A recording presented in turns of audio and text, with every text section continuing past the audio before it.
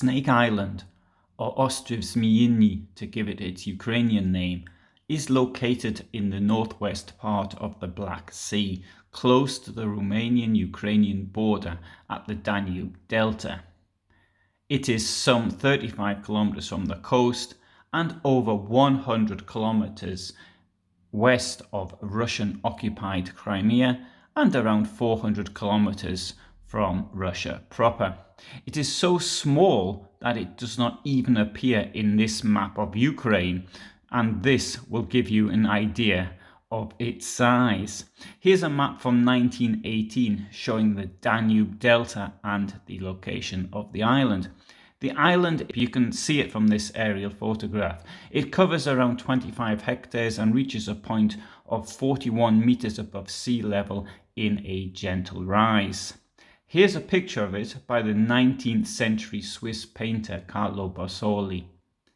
I don't know where the name of Snake Island comes from. There is of course a snake island off the coast of Brazil, which is aptly named because it's full of highly venomous snakes.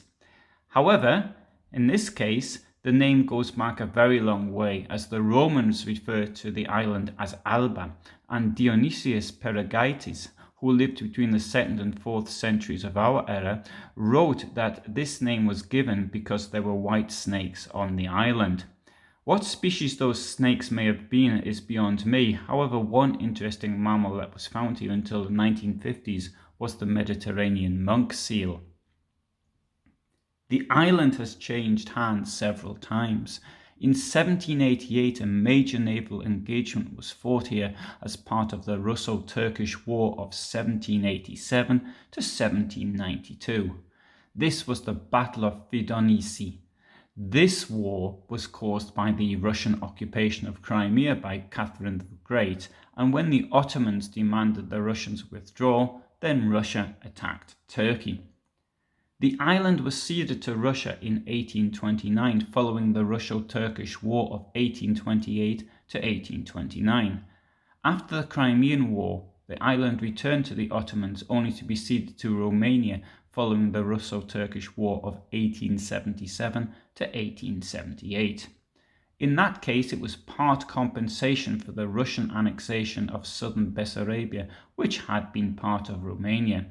Although the island stayed part of Romania when Stalin, then allied to Hitler, grabbed large parts of that country in 1940, it was later occupied, and on the 4th of February 1948, the puppet communist regime in Romania handed over the island to the USSR.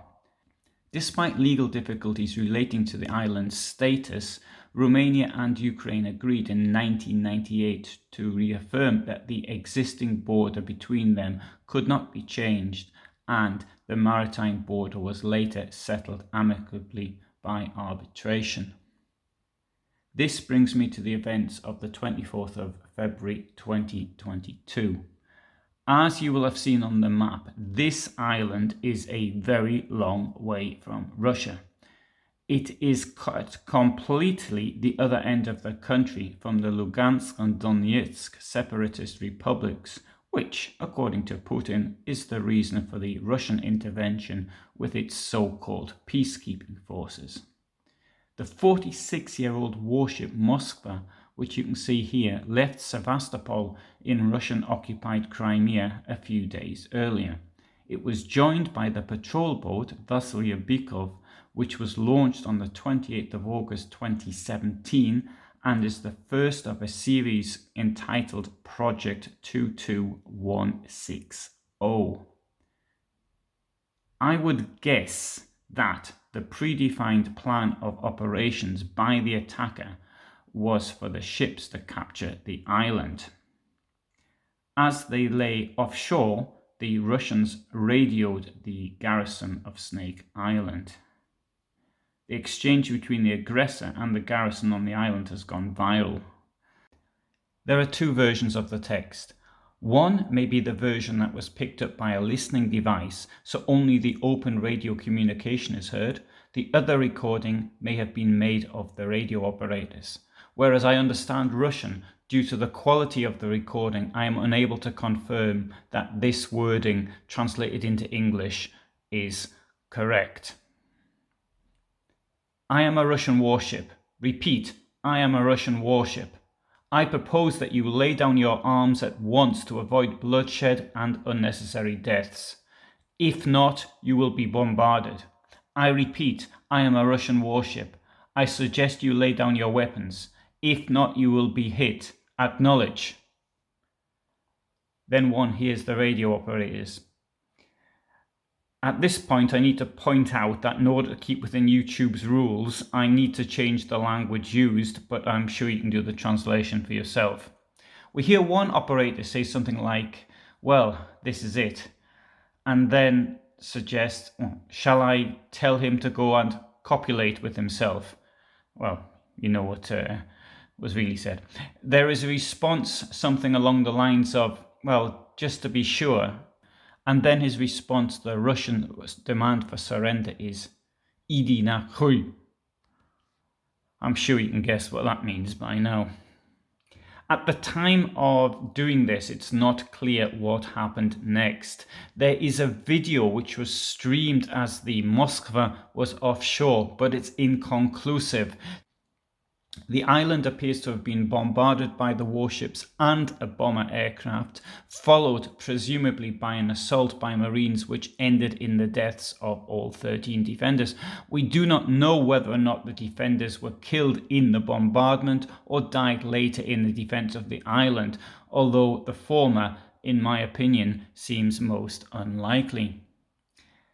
Igor Konashenkov, spokesperson for the Russian Defense Ministry, claimed that 82 Ukrainian servicemen voluntarily surrendered to the Russian armed forces on Snake Island. They were taken to Sevastopol in Russian-occupied Crimea by tug, given dry rations and bottled water, and have been asked to sign a refusal to participate further in hostilities.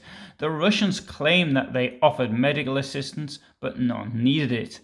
According to Konashenkov, in the near future, they will be returned to their families in Ukraine by bus.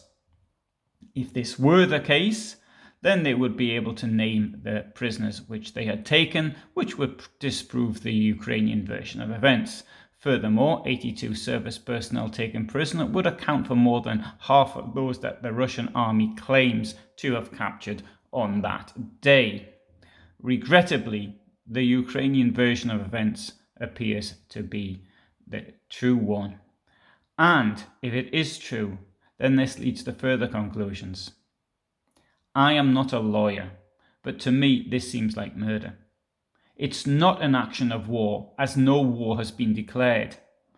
The attackers, who in any case were hundreds of kilometers from Russia, were not threatened in any way. Furthermore, Nuremberg established the principle that being ordered to do something which was illegal was no excuse. Whether or not the killers will be held responsible for their actions, of course, remains to be seen. I shall update this video in the future if more details become available. Thank you very much for listening. At the moment, I'm doing things related to the conflict in Ukraine, but will return to my usual Second World War stuff, mainly on now Falklands War material, as soon as this conflict ends.